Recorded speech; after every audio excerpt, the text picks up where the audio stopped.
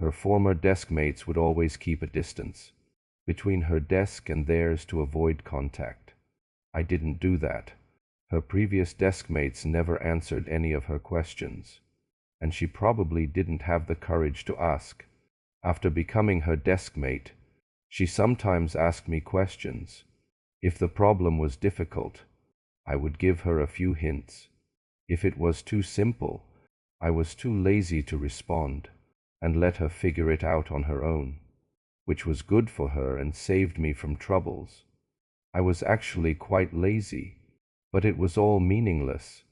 Until this differential treatment ended, she had no chance to turn things around.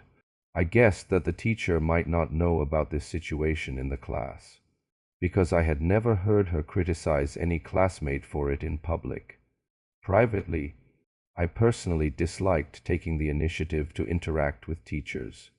I couldn't explain why, but since a long time ago, I had never tattled to teachers. Sometimes when I was bullied, others would tell the teacher for me. Looking back, I was really a fool. So a semester passed. Her situation didn't improve at all. Obviously, just moving her seat next to a classmate with better grades didn't help with this problem. I became more and more irritable. During a class meeting near the end of the semester, the head teacher came up to me and asked about the recent situation. All the classmates were sitting quietly in their seats, with a few occasionally tilting their heads to look at us. I exploded. As if performing, I presented before the head teacher one by one the behaviors and words of the believers around me, imitating their gestures, their language, and their attitudes. The teacher's expression changed. The expressions of the surrounding classmates also changed.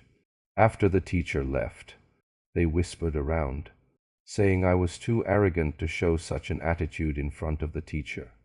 I ignored them, feeling only an emptiness in my heart. Would the teacher start investigating the underlying reasons after this? Or did the teacher already know about the situation but had no good solution? And moving her seat next to mine was exactly an attempt to start solving the problem. If so, why hadn't the teacher spoken up for her in public? Her seat was thus moved again the next semester. No longer beside mine, I remained who I was. My grades still inexplicably at the top. The teacher still treated me specially. My words still carried more weight than others. Classmates still had to think highly of me, and various halos continued to spin around me until I felt dizzy. Probably no one would understand why I didn't go with the flow in front of those believers, but acted that way in front of the teacher. I didn't understand either. I was just such a contradictory person.